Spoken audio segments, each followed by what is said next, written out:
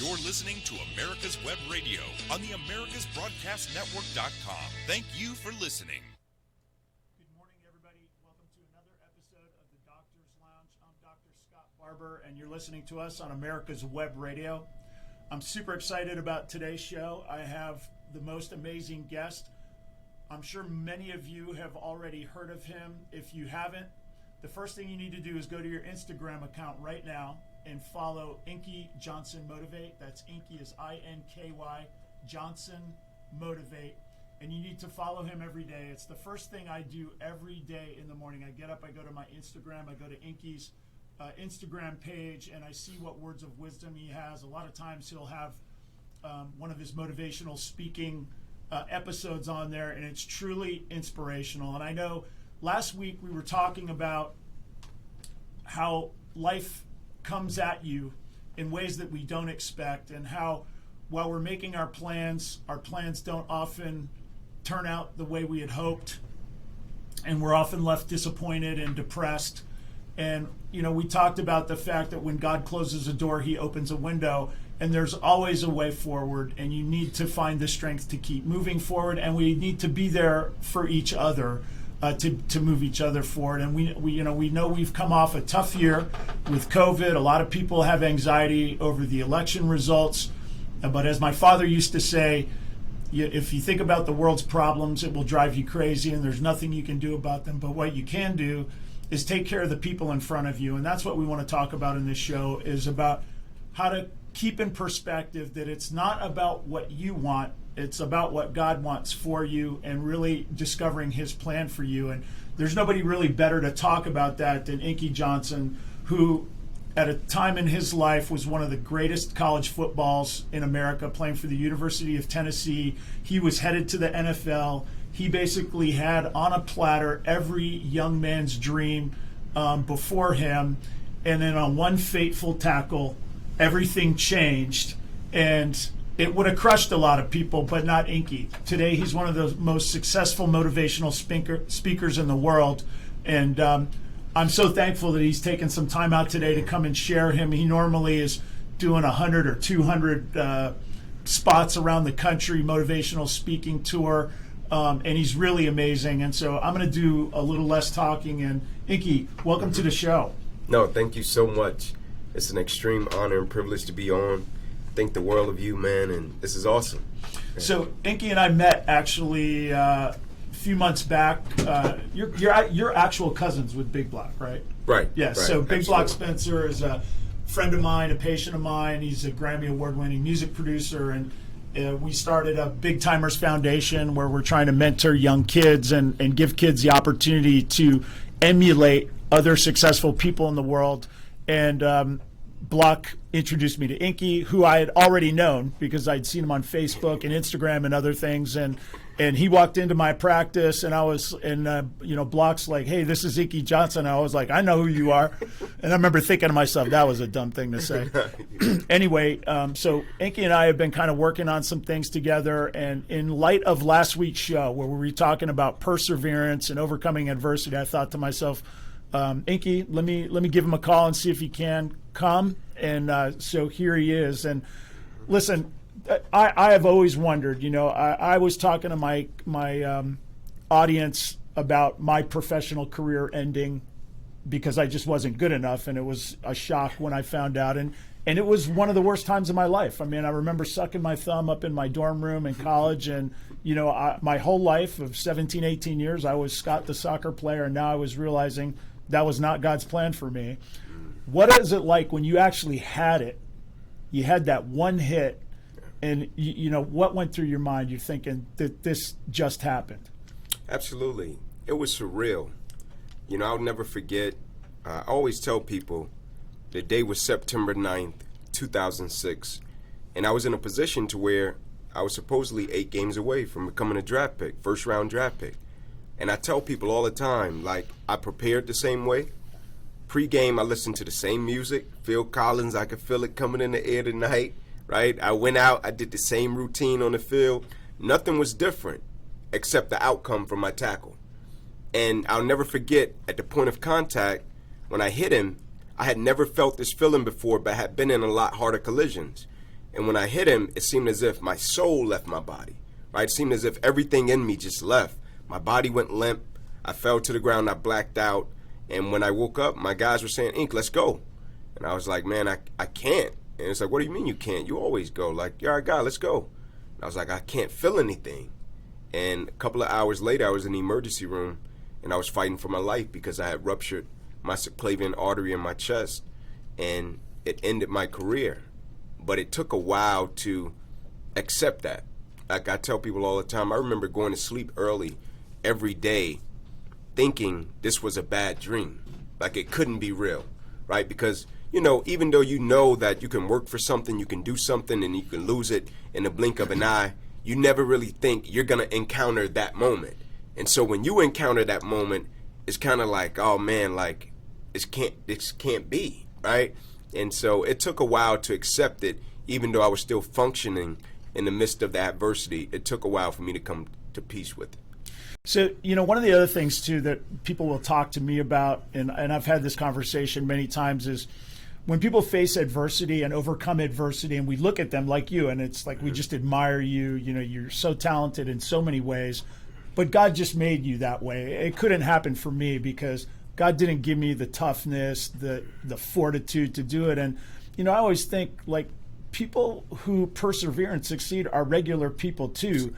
You can do it. And you didn't just wake up one day and go, I'm Inky Johnson, the strongest guy in the world, and I'm just over it now, and I'm just going to move forward into next. It was a process, right? There's grieving and anger and denial and the same emotions that everybody feels.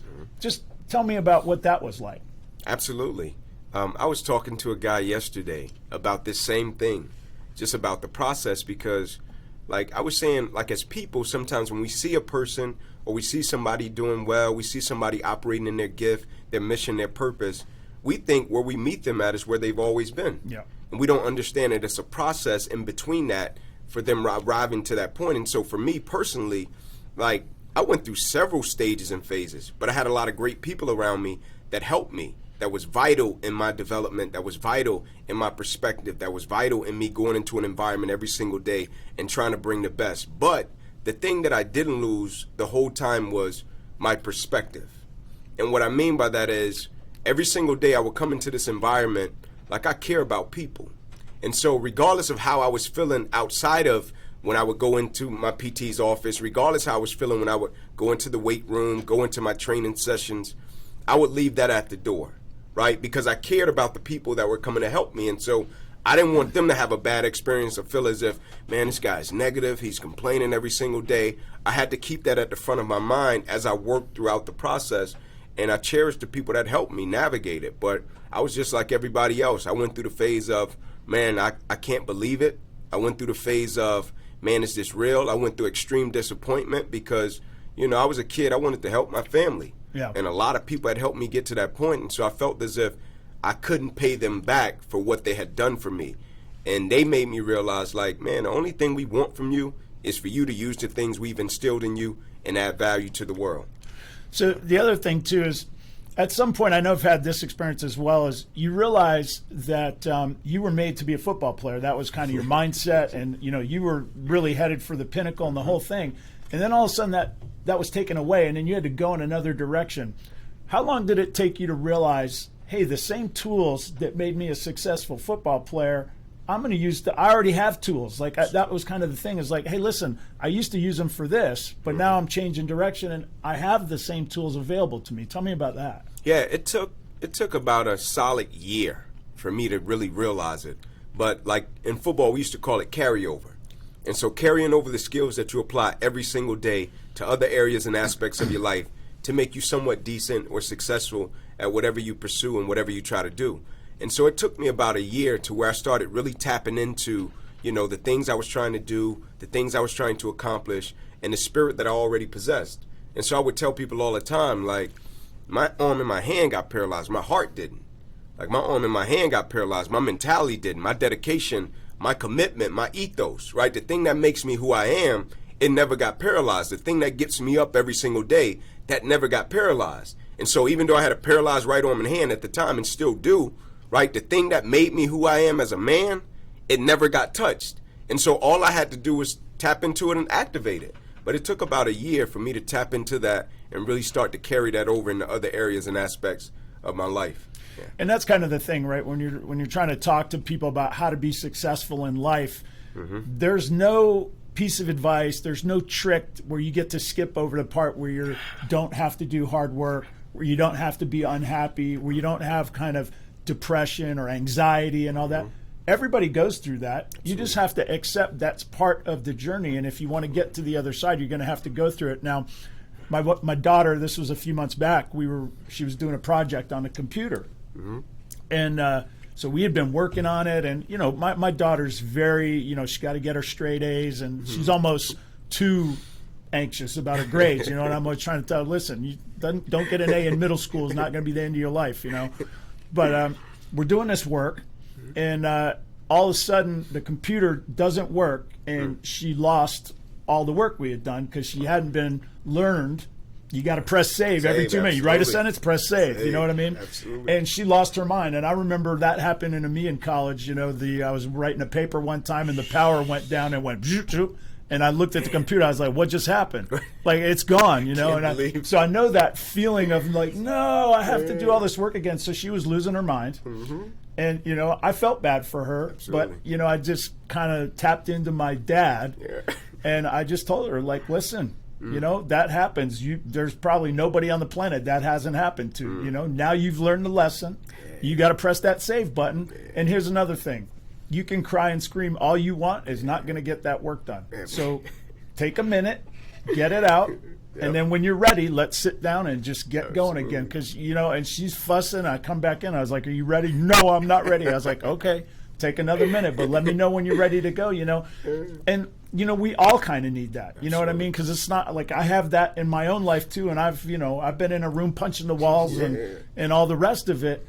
But at some point, I can tell myself, okay, I know nothing's going to change unless I start. So I'm going to take that first step and then the second step and then the third step. And then pretty soon you're in the journey. And isn't that really what the life is all about, right? You hear it. Absolutely. It's cliche, but it's so true.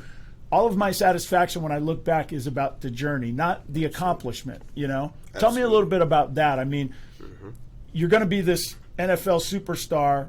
That goes away, but you still are a superstar in a different kind of way. Tell me how that feels. Absolutely. I think what you're saying is so true. And like as people, we have to remember that because it's vital. And it's the culmination of the things that we go through that makes us who we are as people. And so I always say to people, like when you face opposition, when you face adversity, when you face challenges, when you face uncertainty, like Martin Luther King nailed it, right? On the quote when he says, like, you judge the character and caliber of a person not by where they stand in times of comfort and convenience. You judge the character and caliber of a person by where they stand in times of challenge and controversy. And a lot of times I think one of the things that we do as people when we face something that we don't expect, brings us a certain level of pain, it's hard, we try to understand it immediately. Because that's how we're wired as people. We want to understand, why am I going through this? Why is this happening to me? Oh no, this can't be real. And it's cool, it's natural emotion, right? It's raw, it's real, I get it. And I said to him, sometimes you can't focus on understanding it, you have to focus on surviving it. And so even with the time that we're in right now in the climate of the world, a lot of people are dealing with a tough time, man. Like COVID has hit the world, a lot of people have had to shift, have a level of mental agility that they've never had to have, and they're trying to understand it. And I'm like, no, take that same energy and focus on surviving it. And once you survive the moment, now you got a level of perspective and you navigate it and you're over the hill. Now you look back and you try to understand it and put the pieces to the puzzle and the emotions, and you know what brought out what and why this was necessary for you. I think we've all been through things in life to where, like, when we go through it, we're like, man, like, this can't be real. And then you get a month down the line, 2 months down the line, a year down the line, 2 years down the line, and you look back and you wouldn't change it for nothing in the world. And I think it speaks to that, what you're speaking of, is super necessary. Yeah, you know, Dr. Martin Luther King said it better than anybody could ever with, you know, you don't judge character.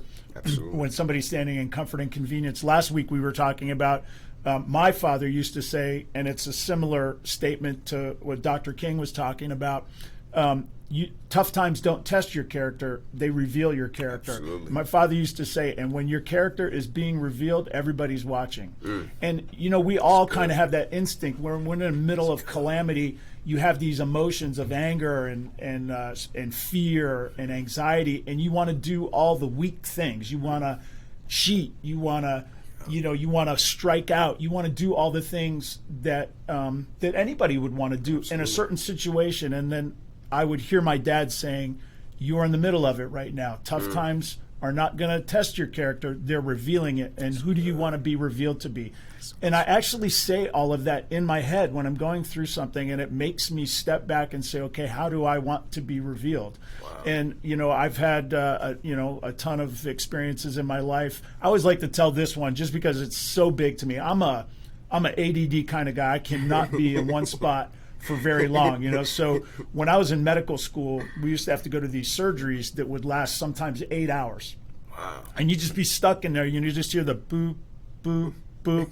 It was early in my career, so I didn't really understand how to do the mask and the goggles. So 1 minute in, it's already fogged up, so you can't hear anything, you can't see anything, and you can't move. It's because you're sitting there up against a table and a surgeon's working, and you're just there, and it's just you're looking at the clock, and it's just taken forever. And what used to happen is we would go there and all the medical students would be out in front and they would start assigning the surgeries. And you could get picked to be in the 8-hour surgery. You might get picked to go in the simple 10-minute surgery. And then you'd have the rest of the day go study, hang out, or do whatever. And when they were picking the cases, people used to run to the bathroom or run to the cafeteria and hide and wouldn't be there. And I wanted to too. I wanted to run and hide. But I wouldn't. I stood there out in the front, and I was praying to God, please don't let me get in one of those long surgeries. But I always did, because you in the long surgery, and it hurt. And I'd go in there, and people really can't understand just how much torture that was for me. I mean, I wake up at night, and I think about, I could never do that again. I just don't have it in me to do that again. But I am very proud of myself that every day I went out there, and I never ran to the bathroom. I took my chances. And it's a small thing. But that's the other thing I'll talk to my daughters about is the way you get ready for the big things is practice in the small things. So when I was doing my jog, I get to the end of my run and I get to the hill at my house, another 100 yards or whatever, and I could quit, but I'm not gonna. I'll always finish because I'm practicing, not quitting. And it's a small thing, but it's habits, right? Absolutely. That's what gets you through the tough times is by having the habits. And it's almost like having an emergency plan before you're in the emergency. You already know I'm going to go to this hallway, get the fire extinguisher, and we're going to get out of the building. Well, that's what life is, right? We practice every day to be the kind of person we want to be. And there's an understanding that none of us is perfect. And we all have fear. We all have anxiety. We all have frailties. And so when I was younger, I was more fearful because I didn't have life experience to tell me that the things my father was telling me were actually true. Good things come to people who work hard. When God closes a door, he opens a window. I was trusting my dad, but I didn't really believe it. And then over time, I started to believe it with my own mind because I'd had the experience. No, it does work. Not everything works out for me, but eventually I find my place that God wants for me. And so now I'm in a position where my satisfaction is when the calamity hits, I want to help the other people around me. It's not bad. Come on, get yourself focused, square yourself away. Let's go. It's going to be okay. And then that's what brings me peace and joy now. And I mean, you're in a position right now where you touch, millions of lives every day. What does that kind of responsibility feel like to you? And what kind of joy does that give you? Man, that's so awesome. As I was listening to you, it's so wild how life works. A 21-year-old kid called me yesterday, and he said, Inky, can I ask you a couple of questions? And he was talking about the pursuit. He's at the point in his life to where he's having an aha moment, the epiphany. He's feeling conviction about the things he wants to pursue, the process, if he's doing enough. And it spoke to exactly what you're speaking about. And we started talking about this process and how it reveals so many things, right? You have to be transparent. You have to be vulnerable. You have to look at your insecurities. You have to face your fears. You have to locate your ego. And he was like, what do you mean by locating my ego? And I said, you really can never kill your ego. I said, you'll hear people say, kill your ego. You can't. Your ego is a part of you. It's like when people say, forgive and forget. You can forgive, but you'll never forget if something brought you a certain level of pain. I said, so when it comes to ego, you can't kill it because it's a part of who you are. We can talk submission of ego. I said, but the goal is to locate your ego in moments of anger, in moments of frustration, in moments of adversity, in moments of pain, right? The ability to learn is a gift even when pain is our teacher, right? In all of these moments, right? In moments of external stimuli, whatever the case may be, the goal is to locate our ego, right? And once we locate our ego, then we focus on purpose and mission and how can we use this to add value to every environment I go into and every person's life that I come in contact with. And I firmly believe that that train of thought, subscribing to that every single day, has helped me navigate the adversity and opposition. Like you were speaking about, when things go wrong, you're like, come on, it's all good. Like, it's not as bad as we think it is. And I think one of the problems and challenges we have as people is we don't think we should have problems. And I always tell people, man, see it as it is, but not worse than it is, right? When you look at it, face it, see it as it is, but not worse than it is, and try to use it when you get through it. Yeah, you know, the funny thing, too, is talking about skill sets, you know, and it's like, at least when I was younger, I used to look at the strong person and say, well, God just made them that way. And if I had those tools, I could do it too. Yeah. And then you realize they don't have anything that you don't have. Absolutely. They're fearful too, but they just have learned to deal, to deal with things as it comes at them. And that is by no means what I'm trying to say. Is like, I'm not a perfect person, not even close. Right, people who know me know, like, that guy's, got all kinds of, he gets too quick to anger, and you get frustrated by stuff, and you get moody and stuff. But the thing is I'm aware that I'm flawed, and I recognize it. And that's the thing is, I don't go around saying I'm not moody. Yeah. No, I know I have, like, somebody, nobody thinks that I'm even tempered. I'm not. I go from 0 to a million. I've gotten better over the years, and I recognize it as a problem, but it's something I have to work through all the time. And then when I go into situations, I know that I have a certain personality type and that I have certain weaknesses, and I prepare for that. Like, don't put myself in a situation that's going to freak me out. Like, when I operate, I have to focus on what I'm doing, and nothing else matters. That's what I do. So I know, don't make me an appointment to be across town when I got to operate. Like, that's just dumb, because I'll be sitting there anxiety about I got more time and I got to be somewhere. And I know it puts me in a bad spot. So I have a rule. I don't ever have any appointments on an operative day. I just do it. It's just something I know about myself, and I'm setting myself up for success because I'm learning, who I am. And awesome. And also kind of understanding, like, there's some things about us we can't fix. Absolutely. You know what I mean? There's certain things you have anxiety about. Yeah.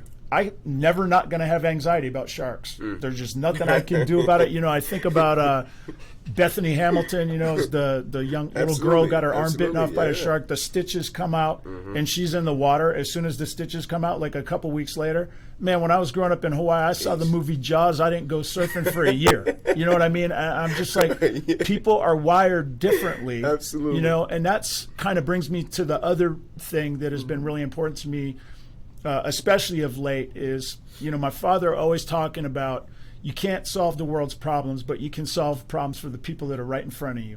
Absolutely. So figure out a way to be a good person to people, just a smile. And I mean, that's one thing I know about you. You have literally the happiest face all the time. I mean, you look like God is in you and is content, and it's infectious. You know what I mean? Thank you. And it's important to that. And I talk to my staff about that how you respond to people in an email or in a good morning or whatever, it sets the tone for that person's next interaction. That sets the tone for the other person. And, you just don't know how much a little courtesy, a little grace, a little encouragement goes to changing the world around you. And I'm always kind of promoting in my practice about being good teammates, because we all are down at times. Absolutely. And we all have obstacles at times, and we need to be with each other, which brings me to kind of my next thing is, I can do things in my community, you and me and Block and others together and big timers trying to help young people. That's tangible and that's real. And you can turn on the news and feel like everybody hates everybody all the time, but that's not really true in our communities. The reality is most of us want a safe place to live. We want our kids to, be able to play their sports and music and do their activities and have opportunity and all the rest. And we are the leaders that we're waiting for, right? Absolutely. We're the people who are going to get a no, we're not waiting for some other entity to come over and take care of our problems. We need to do it together. Talk to me a little bit about that. Yeah. Man, I love what you said. I just got to touch on this point. I love what you said about, your father telling you about, making the world a better place, making people, better. My grandmother used to say it to me like this: Inky, just make sure you sweep in front of your own front door, right? Exactly. Just sweep in front of your own front door. What she was saying was, make sure you got your household straight, make sure your stuff is taken care of before you critique, before you try to tell somebody how to do something. But I think it's so true in terms of, like, what you're speaking of with the world, with being a change. Like, there's a quote that says, if you want to impact, if you want to change the world, love your family. Because that's where real change happens, right? Like, in my life, I always tell people what made me the man that I was, when I was coming up, the young man that I was when I was coming up, and what has shaped and molded me into the man that I now am is the investments of people at an early age when they didn't have to. It was a lot of people that helped me, because I was in an environment, man, I was exposed to a lot. I was seeing some of everything, and I'm thankful for it because it showed me both sides of life. But I had a coach at a young age. I had a teacher at a young age, people that just helped me, out of the kindness of their heart. They weren't entitled to me. They didn't have to help me. They got up and went to work every day like everybody else. They didn't have to come see this kid on the east side of Atlanta, bring him drawers and socks. They didn't have to pour into me. Like, I felt no obligation to them to help me, but they did. And when they did it, like, that stuck with me, right? Like, I never wanted to let them down. I'm a loyal person. And so even the work that I do and the places I go, even today, there's a quote that says, I stand as one, but I come as 10,000, right? And what that means is I am the manifestation of the people that have poured in me and shaped and molded me into the individual that I now am. Like I tell my children all the time, when you go out into the world, you represent a lot more than yourself. You represent the people that believe in you, that see stuff in you that you can't see in yourself. Most importantly, you represent your family. And I tell them, I'm going to give you something more important than anything materialistic and superficial. Not that those things aren't great. I'm going to work to give you a good last name. By the way I treat people, the decisions, the choices I make, and what I try to do in the world every single day. And I think that's a great thing when you have a purpose and a mission to make an impact that's a lot greater than you. Yeah, it's much more motivating in life, too, when you're working for somebody else than when you're working for yourself. And, I talked to my daughter. I know I've brought this up on the show before. She'll ask me about how I built my practice and everything. And she said, how did you do it? Absolutely. And I told her, I didn't set out to do anything. I just set out to be the best possible doctor I could and to be a good person. When I say be a good person, it's, you get in a lot of business relationships and other relationships that, we were talking about this earlier. In any relationship, as soon as you and I start talking and coming up with a plan, you have a vision of what it is, and I have a different vision of what we just talked about. And when either of us start to see that vision change, it brings anxiety to us, and that creates conflict in us. And if we can kind of understand that a gift and what we try to do is figure out what is bringing the anxiety level up in the person that you're trying to have a relationship with, whether it's business or family or your wife or your kids or whatever.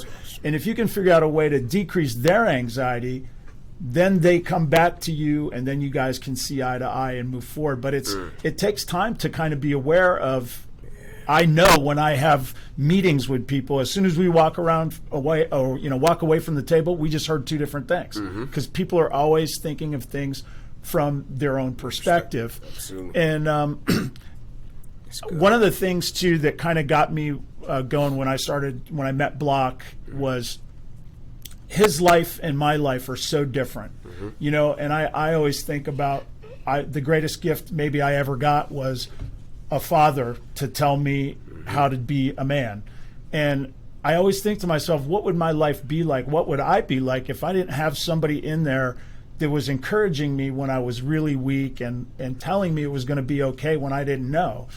And, you hear Block's testimony. He's like, the first time I ever had my own bed was when I went to prison when I was 17. Well, man, that's a perspective that I can't even relate to. Like, that obstacle is just so monumental, which kind of is the next thing is, no matter what you're going through, everybody has a cross to bear. Absolutely. Everybody's carrying something. Everybody. Nobody has that perfect life or every advantage, Absolutely. in the world. And I want to talk a little bit about, you did get a disability, your right arm doesn't work for you. And I want to talk to you about how you dealt with that and how that affects your everyday life when we come back from this break. You're listening The to the Docs for Doctor's Patient Lounge Care on Foundation America's is your way to join the fight and become a member of an organization created by doctors for patients dedicated to fighting for your healthcare freedom and preserving the doctor-patient relationship. Get a pen and paper. Write down www.docsforpatientcarefoundation.org. That's www.docsforpatientcarefoundation.org. Go to our site and please make a generous tax-deductible donation and join the fight today. Thank you. Perhaps you are struggling to cope with the disease of addiction. If not, you probably know a family member or friend that needs help in battling the cravings and the personal and professional damage done by the effects of drugs or alcohol. Get a pen and paper and be ready to write down the following. These are the issues that the trained staff at the Atlanta Healing Center address and treat every day. Their doctors and counselors with over 40 years of practice in the field of addiction can treat the suffering individual in a thoughtful, compassionate, and experienced manner and guide him or her along the path to recovery. So call 770-696-9862 and speak to a knowledgeable staff member about how you or your loved one can be helped to enjoy a better and healthier life. More information is also available on the website at www.atlantahealingcenter.com. You're listening to America's Web Radio on the AmericasBroadcastNetwork.com. Thank you for listening. Everybody, welcome back to the Doctor's Lounge. You're listening to Dr. Scott Barbour on America's Web Radio, and we have our guest today, Inky Johnson. Inky Johnson, for those of you who had missed the first part of the show, he is currently a motivational speaker. You need to go on to Instagram. Inky Johnson Motivate is his Instagram page. He's one of the most inspirational people you ever meet. This guy was raised in Atlanta. He was one of the best high school football players around, got recruited to the University of Tennessee, where he was one of the best college football players. He was 8 games away from being a first-round draft pick in the NFL, and really he had achieved the dream, or so he thought. And as he tells the story, he made 1 tackle. He prepared for that game the same way he prepared for every other game. Everything was the same. He went into the tackle, which he said was a routine tackle, and in that moment, his life changed. He was paralyzed. He tore a major artery in his upper chest, and he woke up in the emergency room. He almost died. His right arm became paralyzed, and he almost lost his life. And God had a different plan for him, and instead of becoming the NFL superstar that he was destined to be, he ended up becoming a motivational speaker. And Inky is, when you see him, you realize that God actually does have a plan, that he made Inky for this particular reason. He's one of the most inspirational people that I've ever met. It's not just his story and his wisdom, but it's the way he talks, his cadence. You can see that God is in him. He has a glow around him. He's always the happiest person around. And we have been just talking about all show that there's nothing special about you in the sense you don't have any superpowers to make you deal with adversity any better than anybody else. It's just you have a mindset of understanding that it's not about you. It's about what God wants for you, and having the perseverance and the willing to just keep moving forward. And it's okay to have that moment to be angry and to be fearful and to be anxious and to be depressed. So long as you deal with those emotions, you keep moving forward. Absolutely. And then you get yourself focused on what the next goal is. And I love the story about Bethany Hamilton, the soul surfer. I grew up in Hawaii surfing, and so this girl, 13 years old, got her arm bitten off, and I mean, she became a professional surfer. And Amazing. until I saw her do that, I would have told you it is not possible for somebody to surf with one arm. Just the physical necessity of needing two hands to kind of push yourself up on the board. And yet somehow she made it happen. And it's just, there was a scene in the movie, they made a movie about her called Soul Surfer. And she's asking her father, why did this happen to me? Why did God take this away from me, take everything from me? And he says to her, he didn't take everything from you. You still have a family that loves you. And she goes, well, what am I supposed to do now? And he said, you need to listen. And she said, listen for what? And he said, listen for what comes next. And I think we all kind of, that one really spoke to me, because sometimes you don't know. You know, it's like, I know what I want. I wanted to be a pro soccer player. I want in my next life, I want to be Ronaldo or Messi. But you know what? That's not what he wanted for me, and I just kind of had to listen. So you're here. You know, I always say, my father once told me, oh, you should write a book about what you went through to come to medical school and everything. And I'm like, Dad, I've seen so many people with actual real life tragedies and obstacles that they've overcome, that things that I've done in my life really seem inconsequential. Here you are, you literally having the dream that very few people ever get, and you're right there. I mean, you're in a stadium, you got thousands and thousands of fans cheering. I mean, it's almost like you're just like, this is old hat to me. It's not even that exciting, you know what I mean? And now I'm going to NFL, and just like that, that's not only taken away, but you can't use your arm, and maybe you might not live. Tell me about that, and tell me what your disability is like right now. Like, how does that affect your day?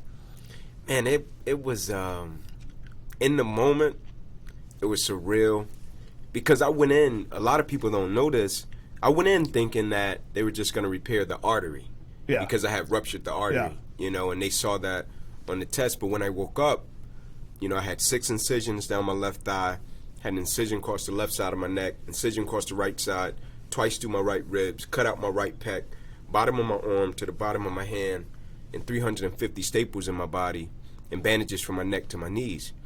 And, you know, I thought when I woke up I was going to have something down my chest. And when I woke up, it was kind of like, man, what's all of this, right? And it was like, yeah, when we went in, we noticed you had torn the nerves in your brachial plexus. And that's when they started, you know, revealing to me that your arm probably will never be the same. Football career is probably over. And I'm still thinking like, nah, I'm going to just go back to work and I'll be good. Yeah. Like, you know, because I had never encountered something of this nature, but also every piece of opposition and adversity that I had faced in my childhood, I somehow navigated it and got through it. Even when I was first one in my family to go to college, like somebody was asking me, Ink, we know you're a man of faith. What does faith mean to you? I said, so the biblical definition is faith is the substance of things hoped for, evidence of things not seen. I get that. I said, but what faith has always represented to me was everything is going to be okay. No matter how bad it gets, rough it gets, right? I can acknowledge my feelings, but it's going to work out. Somehow it's going to work out and it's going to be okay.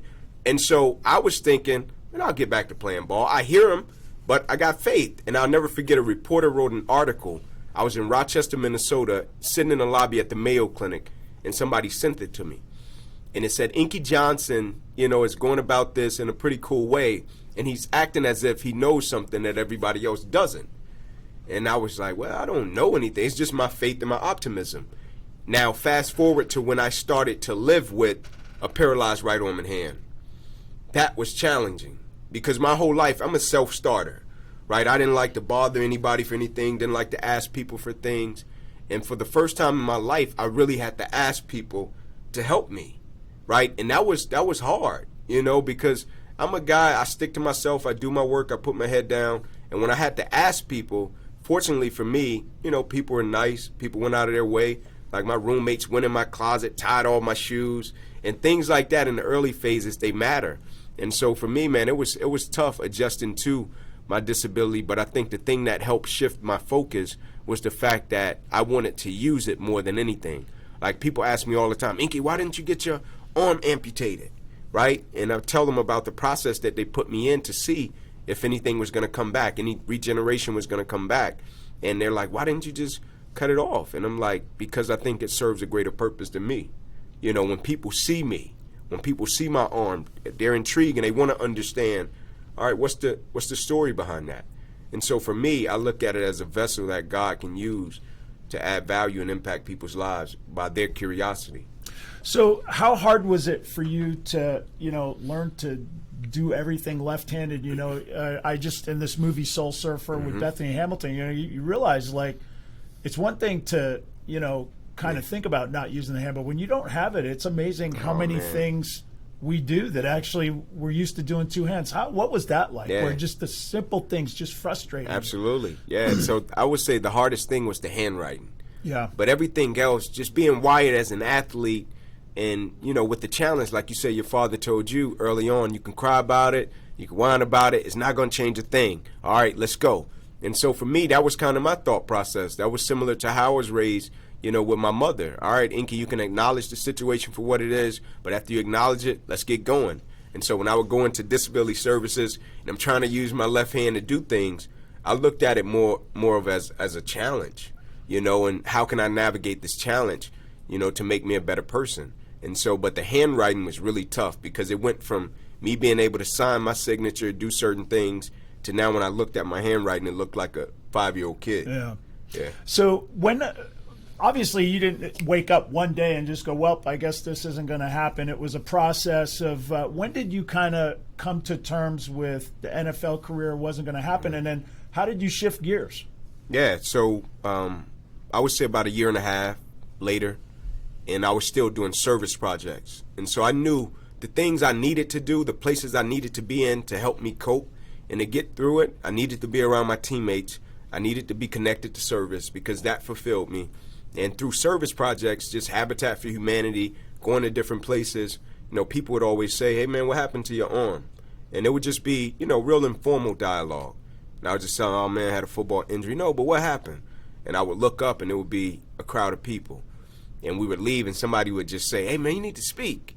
And I'd be like, nah, I'm cool. Like, I'm not trying to speak. I want to be a coach or I want to work with kids. And so I ran from it until one day me and my buddy Gerard Mayo, he's a linebackers coach for the Patriots. We were talking one day and everything I had tried had failed.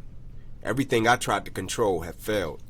And I was like, man, I don't know what I'm supposed to be doing. Everything I thought I was going to be doing, it doesn't work. And he was like, you need to speak, man. And I prayed. It was a simple prayer. I was like, Lord, people are saying I need to do this. I don't know, but if it's your will for my life, I'll be obedient and let's go. And the reason obedience was so important to me is because, like it says, obedience is better than sacrifice. But more times than not, as people, we judge the level of sacrifice without first being obedient. I wanted to be obedient to what I felt like I was being called to do with my life. And so it was about a year and a half mark to where I started going everywhere, just sharing, and it was helpful. It was like therapy. I get that question a lot too about, I'm still working on my faith, as a lot of people are. I probably came to faith later in life when I got into medical school, and I just really started to see that a lot of people face, what they call the unsolvable problems. You get a terminal diagnosis. I mean, there's nothing you're going to do to fix it. And there's enough of that going around where people are really suffering some amazing things. And I always noticed that people of faith are stronger, they're happier, they're more content. And I remember thinking to myself, I want that for my kids, and then I started working on my own faith. And, my journey has been about really believing in it. T.S. Eliot and other things. I mean, I've really gotten to the point now where I've convinced myself that it's true. And now the working on your faith part is really a work in progress. And so when people will ask me, like, what do you mean listen for what comes next? That's just dumb. What does he come and talk to you? And I'm like, no, but he makes it known. You know what I mean? You got to listen for the cues. And I mean, you're just telling me here, it's like people are coming up to you and saying, man, you need to speak. Like, that's pretty clear to me. Absolutely. And it's also kind of funny in a, what do you mean, how are you going to know what God says? Sometimes he's pretty clear. I mean, I called you up last week. I was like, hey, man, you want to come on and do my show? And I talked to you a little bit about what we were going to do. And then I go to church, and the whole service is on Romans. And I'm like, oh, my God. And I sent it to you, like, tell me that God doesn't have a plan. And in Romans, it's talking about that everybody has a gift, and you need to find out what that gift is. And that's really what life is about, is service to others, figuring out what your gift is, touching the people around you. and it gives you contentment. I was born to be an orthopedic surgeon. You know, it has not worked for me. I had a friend that had a bad farming accident and cut their finger off. I went to the emergency room last Friday. They called me up, it was evening time. And so I was like, yeah, man, I'll be right there. And I went in and took care of her. And, this happens a lot. And they're just like, man, we're so sorry to bring you out on the weekend and all this and that. And I was like, you don't understand. Like, this is what I live for. I am getting more out of this than you are. Like, I have contentment and joy. I'm thankful that I'm able to help you. And it's that service to others, right, that really brings you fulfillment. Like, accomplishments for yourself, I mean, they're great. And I mean, we should all work towards them, and we do. But, in the end, it's the journey. It's the people that you touch. That's what really makes me happy. And I'm getting to that age now. I'm sure you do it as well. Where it's your teammates. You know what I mean? And the people that were in it with you, that you have those relationships that go on forever. That's what you cherish. And they run into issues, right? Absolutely. Either their own personal issues, or they have problems with their kids or their wives. And we need each other. We're a herd animal. We need each other to get through this. Absolutely. And if you can find a way to be in service to others and to be generous, actually that's what gets you back things in your own life. You know what I mean? Generosity and contentment and fulfillment and happiness, that comes from service to others. Absolutely. And it doesn't have to be big. Right. You know what I mean? Yeah. I started off with just trying to be a good person and do the right thing. And when I would be in either business deals or whatever, trying to see the other person's point of view and try to be generous. And when they're assigning the surgeries, I wanted to run, but I would stay out there and be out front. It was a way of service for me. Like, I'm not going to be somebody that hides out and force somebody else to get stuck. I'm going to be out there and take my chances with everybody else. And Awesome. That's kind of the message that I want to put forth for people. Now, in your case, you're going to the NFL, you're dealing with a life-threatening illness, certainly a life-changing experience that most people never have to go through. Absolutely. How do you transition to, like, actually making a living at being a motivational speaker? That's kind of intriguing to me. Yeah, so I'll never forget my first official speaking engagement. I went to Mississippi, and this was still in the, all right, I'm being obedient, I'm trying to figure this thing out, fill it out. And I got an engagement in Mississippi, and I drove down at the time, and it was a 15-hour round trip, and I got back maybe 3 in the morning, and my wife waited up for me, and I walked in the house, and it was in like a field, like it was somewhere in somebody's barn, like something with some kids, and they asked me would I come, and I'm like, I'm being obedient, I'm going. 15 hours, get back home, my wife waited up, I walk in the door, she was like, how was it? How did it go? I was like, oh, it went great. She said, what you get? Like, what they give you? And at the time, I wasn't asking for nothing. They just asked would I come. And I was like, he gave me this cool coffee mug, right? And she was like, you sure? This is what you're supposed to be doing? And I was like, yeah, it felt right. I was like, it really did. Like, it felt right. Like, I got that feeling. And she was like, okay, let's go for it. And from that point, just started going to different places, developing my communication style. Understanding behavior science, understanding certain stories, indexing my stories to fit certain emotions and feelings that people wanted me to accomplish. And once I got to that point, I started working on my business structure, right? And what takes what, right? At different stages and phases, whether it be corporate, athletics, churches, education, and building that out. But also understanding that, I never wanted to price myself out of the market. And I never wanted to allow that to get me unfocused on my mission. And so, for example, I don't do a lot of work with bureaus and agencies, even though they're great, some of them, right? They do great work. But for me, I'm focused on my purpose and my mission and what I feel the Creator has called me to do. And so, for example, I remember an agency said, Inky, we can do this for you. We can get you here. We can do this amount of gigs. We can make you this much money. But you can't do schools and you can't do kids, just from a perception standpoint. We don't want that to happen. And I was like, man, with all due respect, I appreciate it, but I'm still going to do schools and I'm still going to speak to kids. And they was like, why? I was like, because I didn't get in it for that. I didn't get in it to just do this and make money. Like, it's people on the other side of my words, and I take that serious, and I appreciate that, and I understand that my platform comes with a level of amazing accountability. I feel like I've been trusted. You know how you feel when you go and you get the call to come into a surgery? I feel the same way when I get the call to go and speak, right? At the end of the day, we're in the same business, impacting people, helping people, right? It's just different titles. But at the end of the day, I get the same feeling you get when you go out and do your thing. Yeah, you know, for me, it's I like these middle school kids. Yeah. They still got their whole life ahead of them, and they haven't made all the bad decisions yet, and they can communicate. You know, they start to understand. And I also remember myself as a middle school kid. I was a reading disabled kid. I got terrible SAT scores. This was at a time when they didn't really understand reading disabilities and things like that, and I really felt helpless. You know, I was always like, what did the teacher say? What are we supposed to do? You know, kids, don't bother me.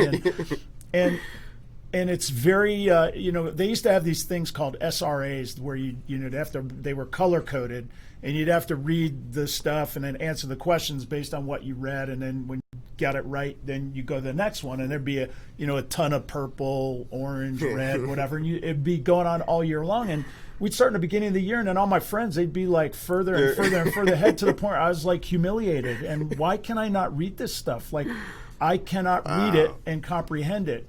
And, when you're in 7th grade and you're like starting to feel like, man, God is just not giving me tools to be successful in this world, I had a lot of anxiety. And now look at me today. And so I want to be able to tell middle school kids, listen. Yeah, man. You might not be doing great on the SATs, but that doesn't mean you can't have a life up to and including being a surgeon. Absolutely. If that's what's God's plan for you. So don't let it get you down. Let's figure out a way around your weaknesses. Let's find what your strengths are, and let's move forward. And if somebody can see me and say, okay, I can identify with that person. They look like me, they sound like me, and I have that same problem. I don't read well either. It'll motivate them, and that's what we're trying to do with the big timers. Is we can get a whole lot of people that are successful, but we look different and we sound different and we have different stories and we come from different backgrounds, so that some little person will look at somebody and say, that motivates me. I believe. And that's really all you need, is a little bit of I believe. I had that with my father. I know it doesn't seem like it, but trust me. And because I did trust him, I still had anxiety and everything about it, but it was super helpful. Now, in your case, you had a mentor, and you tell me your story. Your biggest anxiety was, I'm not going to be able to pay back my mentor. Tell me a little bit about how that felt. Yeah, it hurt, because they had helped me so much, and in several aspects of life, even till this day. I still talk to them, and of course, I've been able to do certain things for them that they didn't want. They didn't care about that, but they helped me more than anything, because I apologized to him. I cried, man. So this was a guy, he helped you get to practices, bought you equipment. Had a financial investment in you. Of them. And your mindset as a young person was, I got to pay this back when I get there. And when you realized you couldn't, tell us about that. I cried, man. I cried like a baby. I didn't cry about the surgery. Yeah. I never cried about my career ending. I cried when I realized that I wasn't going to make it to the league to help these people, because they weren't just well off like that. I had my teacher, he had 3 kids of his own, had adopted 3 more kids from the Atlanta public school system that poured into me, right? I had my coach, he worked in construction, but he would take time. When my family got robbed on Christmas Eve, my mother didn't call my pastor. My mother didn't call my father, who wasn't in the picture at the time. She didn't call anybody at the church. My mother called my coach that signed me and my 3 younger cousins up in the street when we were kids. And he showed up. On Christmas, I was sitting on the curb, right? And I was sitting there, and we were watching kids out doing their thing. And he pulls up in his pickup truck, and he's like, Ink, man, I'm sorry I got the call late. And he gave me a bag like you get from the little grocery store, and it was drawers and socks, right? And he was like, man, I got the call late. It's all I can do. It wasn't even about the drawers and the socks. It was about my guy showed up for me, man. Somebody cared. Like, he cared enough to come here on Christmas away from his family to say, Ink, I got the call from your mom about what happened. Like, this was all I can do. Like, I was grateful for it, but I was more grateful for his presence, that he showed up for me. And so my whole life, when I got to college, I wasn't going to do anything stupid, because these people had helped me get to that point. And so my injury happened. I cried like a baby because I thought about them. And when I was apologizing to him, I was like, man, I'm sorry, man. And they was like, Ink, what are you sorry for? I was like, I can't pay you guys back and do some of the things that I wanted to do for you. And I'll never forget my coach saying to me, he was like, you think we did what we did for you so you could make it to an NFL? I was like, yeah, I thought that was part of it. He was like, man, bump the NFL. He was like, I don't even watch the NFL like that. It's like, I did what I did for you so you could become a decent man one day. He said, the only thing I want from you, Ink, is for you to pay forward in the lives of other people the things we've done for you. He said, man, you don't owe us a thing. And at that point, it was like a burden was just lifted, and I focused on my process, and I focused on my purpose. Yeah, I love that story, and it's the whole concept of pay it forward. I've had absolutely not only my father, but I've had other mentors along the path that the same thing. I don't want anything from you but to pay it forward, and I take that responsibility to heart. Absolutely. And I really do feel like God has blessed me beyond my wildest dreams, and looking for opportunities to pay it forward, big and small, is what gets me up in the morning. Yeah. And oh, let me say this. I got to say this. I never got the opportunity to tell you this, and I meant to text you. When you all did, the Big Timers event and the environment that you did it in, right? And you all were out there handing out presents to the kids and to the families. You had the U-Haul, and it was awesome. So when I showed up, I parked down the street. And so I'm familiar with that neighborhood. And when I get out of the car, it's some kids, and it looked like a young adult. And they were walking up the street, and they were coming to where you all were and where I was headed. And I'll never forget, guy looked to be like 21 or 22, and he had some kids with him that looked to be probably 13, 14. I'll never forget that young man saying to the kids, he was like, man, somebody do care about us. He was like, see, somebody do care about us. Yeah. Right? And that matters, right? Because that was the thought I had when I was a kid, and I was navigating the environment that I was in, Yeah, and that's really, we talk a lot about this, building bridges in our community. There's a lot of powers out there that are trying to convince us that we hate each other for a variety of different reasons, whether it's, color or religion or sex or gender or whatever. And the reality is we don't hate each other. We love each other, and we all want to be successful. And we all have obstacles. And one of the things that I want to do through Big Timers is build bridges so that we can get to know each other, because that's really what happens, right? When we spend time together in endeavors where whether it's a sports team and we're trying to win a championship or whatever, that's where you make your relationships with people, and it's our commonality of purpose that brings us together. Not what we look like. And I'm always telling my kids, like, most people, when you're in a relationship with another person, you're looking for a good friend, a good employee, a good boss. You want something, because we're all designed to think of things from ourselves. And there's nothing wrong with that. It's how we're built. But you got to understand that we don't hate people for any reason.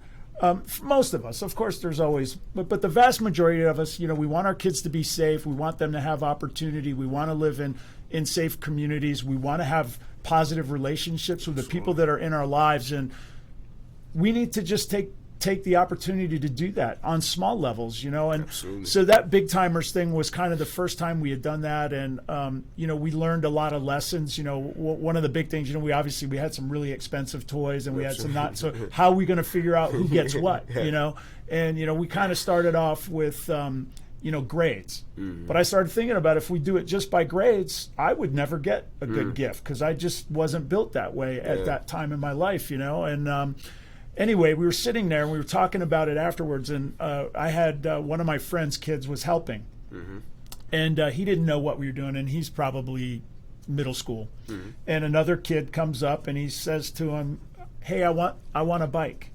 So the young man that came with us goes and gets the bike. He lifts it up and he hands it over to the other kid and takes the bike away. And we're kind of talking about, he didn't understand that we were trying to save for the kids with good grades, and, that we had a procedure that we were going through. And I looked at everybody and I said, we don't know what's going on, but the entire event may have just been so that he could give that kid that bike, and he's going to remember for the rest of his life. And the young man that came with us giving it, he'll remember it for the rest of his life. And that's really what it's all about. Man, Inky, we could go on forever. I'm going to have you back on the show if you would come. This was amazing. I know our audience really appreciates it. I'm looking forward to all the stuff we're going to do this year. Yes, sir. Make sure you guys all go to Instagram, Inky Johnson Motivate, and follow him. It'll be the best move you make in your lives. You're listening to Dr. Scott Barbour on the Doctor's Lounge on America's Web Radio, and we will see you next time. Perhaps you are struggling to cope with the disease of addiction. If not, you probably know a family member or friend that needs help in battling the cravings and the